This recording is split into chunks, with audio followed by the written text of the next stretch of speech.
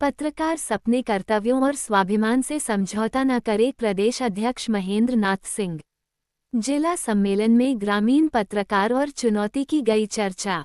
राष्ट्रीय प्रेस दिवस के अवसर पर ग्रामीण पत्रकार एसोसिएशन के द्वारा देवरिया में आयोजित जिला सम्मेलन में संगोष्ठी का आयोजन किया गया, जिसका विषय ग्रामीण पत्रकारिता की चुनौती विषय पर doctor Ajay money Tripathi, Sanjeev Kumar Dwivedi, doctor KN Sharma. इस कार्यक्रम का आयोजन देवरिया के जिला पंचायत सभागार में किया गया, जिसके मुख्य अतिथि प्रोफेसर अनिल कुमार उपाध्याय और विशिष्ट अतिथि अध्यक्ष जिला पंचायत गिरीश चंद्र तिवारी, महेंद्र नाथ सिंह, डॉक्टर KN राय और सभी जिले के जिलाध्यक्ष रहे।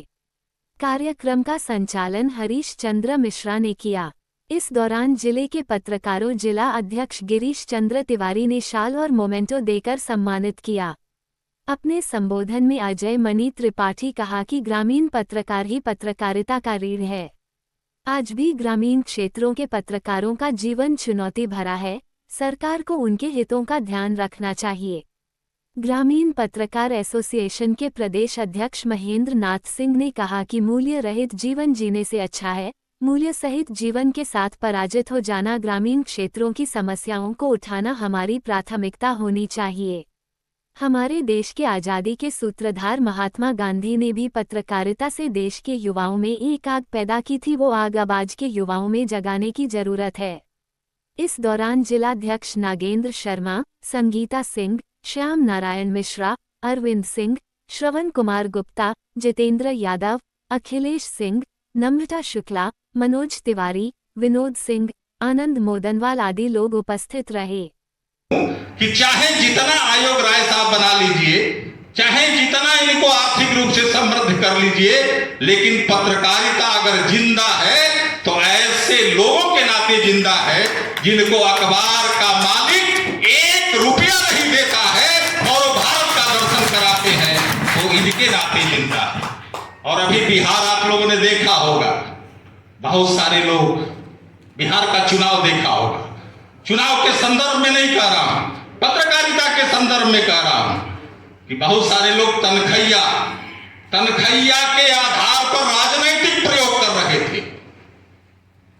तनखैया के आधार पर राजनीतिक प्रयोग कर रहे थे और वो प्रयोग विफल हुआ है।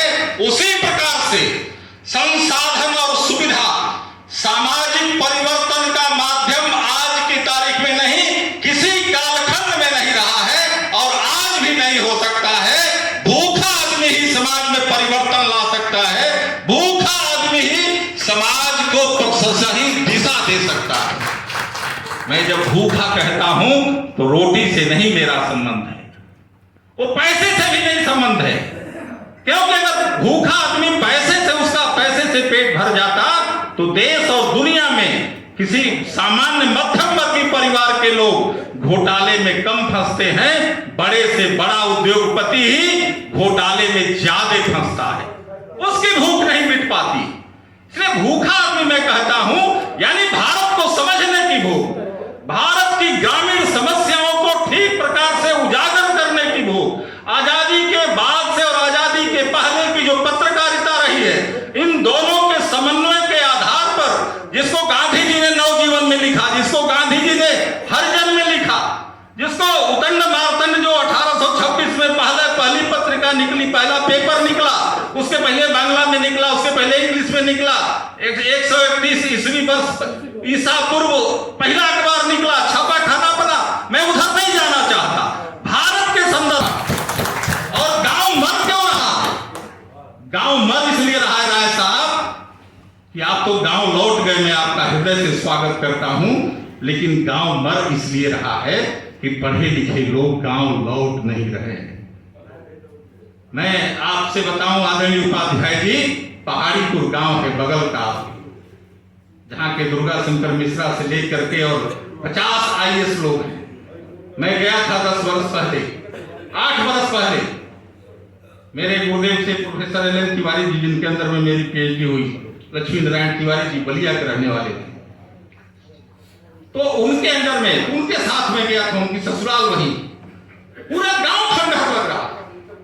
और उत्तर प्रदेश की प्रशासनिक व्यवस्था में अगर आप 10 नाम लेंगे तो एक नाम पहाड़ीपुर का और मर्यादपुर का ऐसे दो नाम है, दोनों गांव का एक कोई मिश्रा वंश का जरूर वहां पर मिल जाएगा। ये सच्चाई है, लेकिन गांव खंडहर हो गया। इसलिए मैं कह रहा हूं कि गांव अगर मर रहा है तो पढ़े लिखे लोगों के नाते मर रहा है, सरकारी सेवा में गए लोगों के नाते मर रहा है, और उस गांव की संस्कृति को, गांव की समस्या को, गांव की मूलभूत जो उसका संस्कार है, उस समस्या को, उस बात को, संस्कार को उजागर करने का, उद्घाटित करने का और समाज में स्थापित करने का अगर किसी को श्रेय जाता है तो हमारे सामने बैठे हुए ग्रामीण पत्रकारिता के इन देवदूतों को जाता है। मैं इनका हृदय से स्वागत करता हूं, अभिनंदन करता हूं, वंदन करता हूं। ये सच्चाई है, इसको कोई कहेगा, कोई नहीं कहेगा, और मैं कोई ऐसा भी नहीं कर रहा हूं क्योंकि मैं जानता हूं अगर छपना होगा तो उसके लिए मनोज तिवारी मधुर जी उधर बैठे हुए। ये छापने वाली जो बात है, छपास का जो रोग है, वह रोग भी आपसे हमारा पूरा नहीं हो पाता है, उसके बाद भी आप लगे हुए। लेकिन मैं एक बात आपके सामने जो चुनौती है उसको कहना चाहता हूं कि असली जो चुनौती है कि हम गांव को समझ किस दृष्टि से रहे। हम गांव को अगर पूरी परंपरा के साथ नहीं समझते हैं, गांव को एक केवल इकाई समझते हैं, तो हम गांव को ठीक से नहीं समझते। खासकर पूर्वांचल में जिस जनपद में आप उपाध्याय जी बैठे हुए हैं, कम से कम 50 गांव ऐसे हैं जिन गांवों के लोग उड़ीसा में भी हैं, जिन गांवों के लोग बलिया में भी हैं, जिन गांवों के लोग रीवा में भी हैं और जिन गांव के लोग दिल्ली में भी हैं। केवल एक नाम लूंगा कि अगर वत्स गोत्रीय मिस्र खोजेंगे तो 82 का मिस्र देश और दुनिया में जहां कहीं भी होगा तो अपना मूल स्थान देवरिया बताएगा, दूसरा और कोई नहीं बताएगा। अब हमारी पत्रकारिता का जो विषय होगा कि वह ऋषि का वो स्थान है जहां पश्चिम वाहिनी सदा मीरा बहती है, जिसको हम नारायणी भी कहते हैं। अब जब हम पत्रकारिता करेंगे तो उसको 82 को ग्रामीण इकाई भी मान सकते हैं, ग्राम पंचायत भी मान सकते हैं, लेकिन अगर पूरी समझ के साथ करेंगे तो हम एक उसको पूरी की पूरी एक संस्कृति का उद्गम स्थल मान सकते हैं। और जब उद्गम स्थल मान लेंगे तो हमारी पत्रकारिता का गौरव स्वाभाविक रूप से केवल पत्रकारिता का नहीं रह जाएगा, वो साहित्यकारिता का हो जाएगा। इसलिए आप केवल पत्रकार नहीं हैं, आप साहित्यकार भी हैं, आप एक पूरी की पूरी परंपरा को उद्घाटित करने वाले लोग हैं। इसलिए मैं बहुत लंबी बात मैं करते हुए शर्मा जी तो पूरी, क्योंकि आप मेरे पिताजी नहीं रहे उपाध्याय जी 2 साल पहले, तो मैंने एक दिन कह दिया, शर्मा जी मुझ पर नाराज होते हैं कभी कभी इनका आशीर्वाद, तो मैंने कह दिया कि मेरे पिताजी नहीं है तो अब मेरे पिता तुल्य आप ही है। तो 2 बार आपने अभी देखा है। मैं एक बात कह के अपना निवेदन समाप्त करूंगा। ये सही है कि भारत में जब जब परिवर्तन हुआ है तो किसी तनखैया के कारण राय साहब नहीं हुआ, और भारत में जब जब परिवर्तन हुआ है तो बिना पत्रकारों के सहयोग के भी नहीं हुआ है। नहीं तो गांधी जी अखबार नहीं निकालते, देश के बड़े बड़े साहित्यकार अखबार नहीं निकालते। आज का स्वरूप बदला है स्वाभाविक रूप से। जब दुनिया के विकास का मॉडल अमेरिका होगा तो उपभोक्तावाद बढ़ेगा, और जब दुनिया के विकास का मॉडल भारत होगा तो भारत की तो संस्कृति विकास का मॉडल होगी। और जब हम इस बात को कहते हैं, उस संस्कृति को विकास का मॉडल दुनिया में अगर बनाना है तो ग्रामीण पत्रकारिता को मजबूत करना होगा, ग्रामीण संस्कृति को उद्घाटित करने वाले लोगों को मजबूत करना होगा। और जो सबसे बड़ी बात है कि हमको अपनी समझ थोड़ी व्यापक करनी होगी। हम सरकारी कर्मचारी की तरह से हमारी मांगे पूरी हो चाहे जो मजबूरी हो, वह वाले हम नहीं हैं। हम वो वाले हैं कि हमारे नाते पूरी परंपरा बच रही है, और परंपरा को बचाने वाले लोग कभी किसी से कुछ मांगा नहीं करते हैं। स्वाभाविक रूप से समाज उनकी चिंता करता है।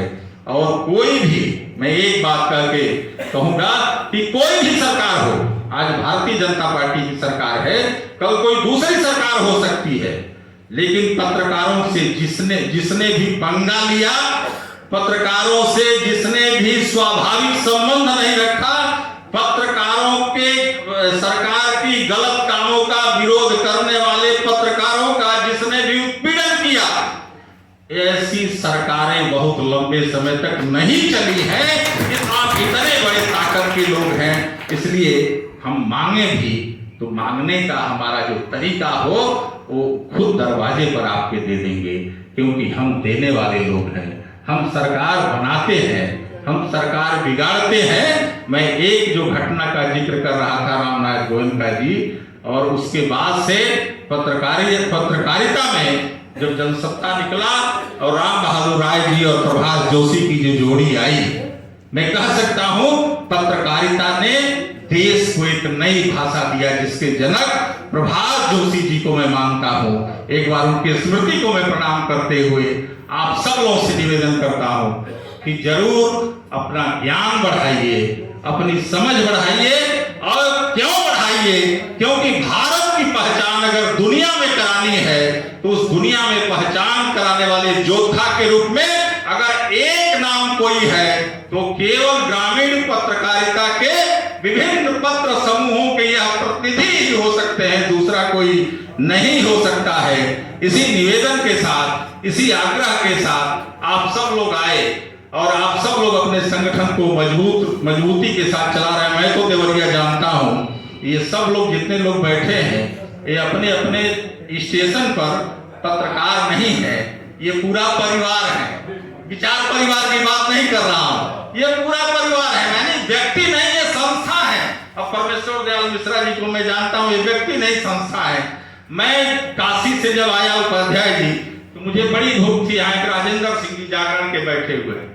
मुझे लगा कि ये आदमी इस गौरी बाजार के छोटे से स्टेशन पर इतनी व्यापक समझ का आदमी यहाँ पर कैसे। और मैंने देखा है नागेंद्र शर्मा जी भी जागरण में लिखते रहे हैं और स्थानीय नाम नहीं दूंगा संपादक रहे हैं। थोड़ा सा विज्ञापन का दबाव हुआ, इन्होंने कह दिया कि मैं खबर लिखने के लिए पैदा हुआ हूं, विज्ञापन की ये वसूली करने के लिए पैदा नहीं हुआ हूं, सामूहिक रूप से इन्होंने कह दिया।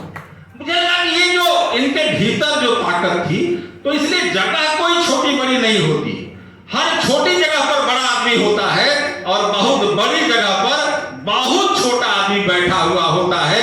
कम से कम पत्रकारिता करने वाले लोग इसको रोज भोगते होंगे अपने संस्थानों में। इसलिए मैं उधर न जाते हुए एक बार आप सब लोगों से निवेदन करूंगा कि आपका जो गौरव है उस गौरवशाली परंपरा को याद करिए, क्योंकि भारत का भविष्य दुनिया में, और 2047 में भारत कैसा होगा मैं नहीं जानता हूं, लेकिन 2025 में भारत वैसा ही दिख रहा है जैसा आप दिखा रहे हैं। और आप अच्छा दिखाइए, ये भारत का भवितव्य भी है और ये भारत के लोगों की अपेक्षा भी है। इसी भावना के साथ मैं आप सभी का भी हृदय से स्वागत करता हूं, अभिनंदन करते हुए अपना निवेदन समाप्त करता हूं। बहुत बहुत सरकार का मुंह नहीं देखना है, अपने दर पे आप पत्रकार नहीं दिखे हुए। पूंजीपतियों ने अखबारों खरीद लिया, उनके मालिक बन गए। धन तंत्र का इतना ज्यादा प्रभाव हो गया है कि पत्रकार क्या करे, नौकरी कर रहे हैं। लेकिन मैं फिर भी कहता हूं कि अंतरात्मा की वाणी बनकर सत्य को उद्घाटित करने वाला ही पत्रकार था, उसी का सम्मान होता है। प्राणखा जी का नाम आज भी लेते हैं, गद्दे जी का नाम आज भी नाम लेते हैं, मदन मोहन मालवीय जी का नाम आज भी हम लेते हैं, गणेश सिंह के विद्यार्थी का नाम आज भी लेते हैं, चौधरी छोटूराम जावेदकर का नाम आज भी लेते हैं, पयामे आजादी अखबार का नाम हम लेते हैं, अमृत का अखबार लेते हैं, का नाम लेते हैं। तो जो पत्रकार है बड़े, उन्हीं का आज बड़े बड़े पत्रकार होते हैं। आपके गाजीपुर में देवरिया में भी पत्रकार है, बनारस के पत्रकार है। पत्रकार पत्र से कार्य खरीदने वाले लोग हैं। जो लोग चैनल चला रहे हैं, करोड़ों करोड़ हजारों करोड़ रुपया जमा कर, पत्रकार मानता नहीं, उनका समाज में कोई सम्मान नहीं। सम्मान आपका है। जो आंतरिक पत्रकार है, जो सच लिख रहे हैं, उन्हीं का सम्मान है और उन्हीं का इतिहास उन्हीं का बनेगा। इतिहास कभी भी ऐसे लोग बने। स्वतंत्रता आंदोलन में जो लोग जेल गए, जिन्होंने फांसी चले गए, या जो जिन्होंने बलिदान दिया, भगत सिंह जैसे लोगों का ही नाम होता है, चंद्रशेखर आजाद जैसे लोगों का सबका नाम तो नहीं होता है। तो कहने का मतलब मेरा ये है कि ये आपकी समस्याएं और आपके विषय में थोड़ा सा मैं बोलना चाहूँगा। चुनौतियाँ हैं, निश्चित रूप से चुनौतियाँ हैं, और आपका दायित्व भी जो शहरों में रहने वाले पत्रकार उनसे ज़्यादा है, जिम्मेदारी आपकी ज़्यादा है। आप देवरिया है, बलिया है, गाजीपुर है, उत्तर प्रदेश के इधर के जिले खासतौर से गोरखपुर से लेकर आपके कौशाम्बी तक, इन जिलों में ग्रामीण विकास की स्थिति बहुत अच्छी नहीं है। अभी हमारी खुद पुत्री इस सिलसिला में काम कर रही थी, जिलाधिकारी से यहाँ भी आई, देवरिया भी आई थी, गोरखपुर गई थी, कौशाम्बी उसने बहुत अच्छा काम कराया। कौशाम्बी के डीएम को प्रोत्साहन मिला है, इस समय स्पेशल सेक्रेटरी हो गए योगी आदित्यनाथ जी के मुख्यमंत्री। लेकिन वो यहाँ शाम से संतुष्ट है, साल 2 साल करके उसको छोड़ दिया, फिर कहीं गोवा चले। गोवा में बड़ा तबियत हो काम करने के लिए, जब खुद हमसे कहा पापा जो है काम बहुत अच्छा नहीं हो रहा है, विमेन एम्पावरमेंट का काम इतना होना चाहिए, नहीं होना, ये कौन देखें? आप ही लोग देखेंगे ग्रामीण विकास का काम, आप देखेंगे आप उस विकास में आपका भी स्वार्थ नहीं है, क्योंकि आपकी जिम्मेदारी भी है और आपको क्षेत्र का विकास करना है। जैसा कि बात बताया आपने, तमाम लोगों ने गांव छोड़ दिए हैं, हालांकि अभी हमारा गांव थोड़ा बचा हुआ है, हमारा घर भी खंडहर नहीं हुआ। हम बीजेपी जाकर अपने मकान घर को देखते हैं, मरम्मत भी कराते हैं, देखते हैं, लेकिन तो बचा रहे हैं। एक सज्जन हमारे बनारस से सांसद थे, वो चुनाव लड़ने भी आए तो बताते उनका घर ही नहीं रह गया खंडहर पर। हमने कहा तो विधानसभा बतिया में भी आता है, हमारे रोटी में हमारा मकान अभी जाने कार्यालय खोल लीजिए रहकर। कहने का मेरा अभिप्राय यह है कि हमको अपने गाँव को समाज के तरह बन के देखना होगा। महात्मा गांधी जी ने जो बात कही है कि भारत की आत्मा गाँव में विकास है, जब तक हम गाँव का सर्वांगीण विकास नहीं करेंगे, गाँव हमारे आत्मनिर्भर नहीं होंगे, पुराने गणराज्य की अगर हमारे गाँव नहीं बनेंगे, तब तक भारत का विकास तो संभव नहीं है। ये योजनाएं बनेंगी 10,000 बांट देने, लेकिन सफल नहीं होंगे। जनता के दिलों में आपको स्थान नहीं मिलेगा, यह स्थायित्व नहीं आएगा। और हमारे देश की ब्यूरोक्रेसी सबसे ज्यादा गड़बड़ है, हमारा पॉलिटिकल सिस्टम आज भी सही नहीं है। मुझे कहीं जरा भी बुराई नहीं है, आप जाइए सिंगापुर में, आप जाइए मलेशिया में, मैं गया हूँ, वियतनाम में जिसकी चर्चा कर रहे थे, मैंने फोटो निकाला तो लड़की का जब पूरा नेकेट हो पूरा जल गया उसका कपड़ा और भाग रही है, तो अमेरिकी सैनिकों ने देखा तो उसको फिर अपना जैकेट निकाल के दिया तो पहनी हुई तो मैं दिखा रहा था। तो फिर उसके बाद हुआ वियतनाम जैसी जगह पूरा अमेरिका ने केमिकल राख दिया, अंडरग्राउंड लोग थे वो भी मर गए, लोग तमाम लोग मरे केवल एक गिद्ध में अपने। मैं तो कहता हूँ कि भारत में आज़ादी मिली आपको, भले वो आप लोग मजाक उड़ाते महात्मा गांधी का दे दी हमें आज़ादी बिना खटक बिना धान, लेकिन मैं कहता हूँ कि मैग्नेटिक व्यक्तित्व के थे महात्मा गांधी। जैसे उन्होंने ऑर्गेनाइज किया देश, बिखरा हुआ देश था, ऑर्गेनाइज करके उन्होंने एक मुखर आवाज बनाई, जिसकी वजह से अंग्रेज चर्चिल जैसा आदमी छिड़का था गांधी जी को। अंत में उसको देश को आजाद करने के बाद मनोवैज्ञानिक लड़ाई लड़ा उन्होंने, कम से कम उतने लोग नहीं मरे। भले हम कहते हैं कि हमारे 42 का आंदोलन बहुत लोग मरे हैं, तो रहा नहीं कि बहुत लोग मरे, लेकिन जो वियतनाम में जो लोग मरे थे उनको आप देखिए रोम के खड़े हैं। आप उनका वार मेमोरियल कभी जाने का मौका मिले, उनका वार मेमोरियल जाकर देखिए, कितने चित्र हमारे मोबाइल में भी हैं, निकालना पड़ रहा था पीछे से। ऐसे ऐसे चित्र तमाम पत्रकार बन गए, अंधे हो गए, तो कैमरा समझ करके बचेंगे नहीं, तो उन्होंने जहाज जा रहा था कैमरा ऊपर फेंक दिया, भाई हमारा कैमरा ले लिया, तो फोटो तो दुनिया देखेगी, हम तो जिंदा नहीं रहे। हम लोग मरे तो वियतनाम का उदाहरण सबसे बड़ा उदाहरण है, हमें देखना चाहिए। और वियतनाम का जो विकास हो रहा है वो भी हमें देखना चाहिए, बहुत तेज है। मुझे तो ऐसा लगता है कि 10 साल में जापान को माफ करेगा। उन देशों से हमें प्रेरणा लेने की जरूरत है, उनके मॉडल लिखने की जरूरत है, देखने की जरूरत है। हमारे पॉलिटिकल सिस्टम को तो देखना चाहिए, सबको देखना चाहिए। और आप आलोचना करनी कमियाँ, सरकार अगर कोई आलोचना करेगा निंदक मेरे रखिए, वो पत्रकार केवल प्रशंसा करेगा, उसका बेसी होगा तो पत्रकार हो ही, जो ईमानदार होगा उसी भी सम्मान मिलेगा। अगर आप सम्मान सही चाहते हैं तो ईमानदारी से प्रत्याशा करें, केवल उसको रोजगार का माध्यम है तो मुझे लगता है ऐसा काम मत करिए। इससे अच्छा है कि कोई और काम करिए, छोटी मोटी नौकरी कर लीजिए और कोई धंधा कर लीजिए, नून तेल लकड़ी की दुकान खोल लीजिए, अच्छा। लेकिन पत्रकारिता करना है तो आप ये अंतरात्मा को जिंदा रखिए, अपने स्वाभिमान जिंदा रखिए और सच्ची पत्रकारिता करिए। खासतौर से मैं कहना चाहूँगा अध्यक्ष जी से, प्रदेश अध्यक्ष जी से और जिलाध्यक्ष जी से कि आप लोग का प्रशिक्षण, आप जो नए पत्रकार हैं, नए लड़के हैं, ट्रेनिंग होनी चाहिए। जो सरकार की योजनाएं आती हैं, तमाम योजनाएं आती जिनकी जानकारी पत्रकारों को नहीं है, लोगों को नहीं है, उनके क्या राइट्स है, कानून क्या है, पत्रकारों को कानून की जानकारी होनी चाहिए। जब तक हर चीज की जानकारी नहीं होगी तो आप उससे वाकिफ नहीं होंगे तो तक सही रूप में आप काम नहीं कर पाएंगे। सरकार की बहुत सी योजनाएं, इन योजनाओं के बारे में लोगों को पता ही नहीं, जागरूकता नहीं है, तमाम योजना में मिल ही नहीं पाता, बिचौलिए खा जाते पैसा। ये सब चीजों को देखने का काम ये गिरफ्तारी कर सकती है। और मैं समझता हूँ, मेरा व्यक्तिगत सुझाव पहले भी करता था कि आज का युग ऐसा है, जैसे सोशल मीडिया है, आप सोशल मीडिया में अपना चैनल भी चला सकते हैं, ग्रामीण पत्रकार का अलग अलग जिलों में ला सकते हैं, अपनी बात रख सकते हैं। तो सरकार अपनी बात सुनेगी। Social media mainstream media हो, अब ऐसा नहीं कि सोशल मीडिया को सरकारें बदल दे रही है सोशल मीडिया। तो सोशल मीडिया में कम पावर नहीं, उसमें ज़्यादा खर्चा भी नहीं। कोऑपरेटिव बेसिस पर आप अपने अखबार निकाल सकते छोटे जिलों वाइज बोले अपना अखबार निकालिए। देखिए आपके जिलाधिकारी भी सुनेगा और मंत्री नेता सब सुनेंगे। आप च्वाइस उसके अंदर आइए, सदस्य बनाइए, उसमें 500, 400, 1000, 2000 सदस्य बना लीजिए, थोड़ा सा शेयर ले लीजिए और थोड़ा देखिए निकल तक मिल जाए। कोई अगर पत्रिका निकल सकती हो 3 मासिक या अर्धवार्षिक जो भी, उसमें ग्रामीण पत्रकार संघ की तरफ से उत्तर प्रदेश के निकले, उसमें कुछ बुद्धिजीवियों का लिए, कुछ ग्रामीण पत्रकारों की खबरें, पूरे अंचलों की खबरें आगे कुछ कर वो भी एक आपका ताकत बनेगा। मैंने कहा कुछ करने की जरूरत, क्रिएटिविटी करने की जरूरत है।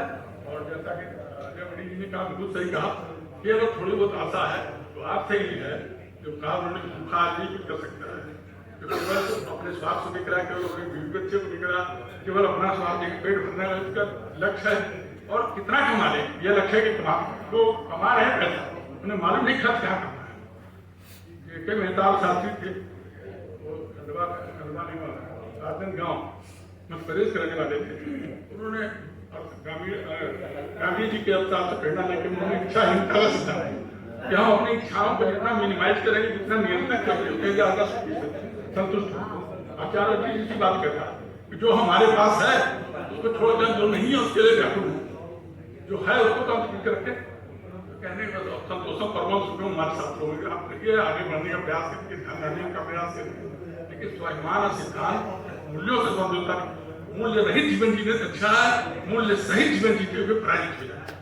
मुझे लगता है कि आपको ज़्यादा कुछ कभी नहीं कहना चाहता हूँ, लेकिन अगर अलग से कभी मौका मिला तो कुछ हमारे टीचर्स को बुलाकर छोटे छोटे प्रशिक्षण शिविर अगर कराए जा सके तो उससे और ज़्यादा आपको लाभ मिलेगा। धन्यवाद। जय हिंद।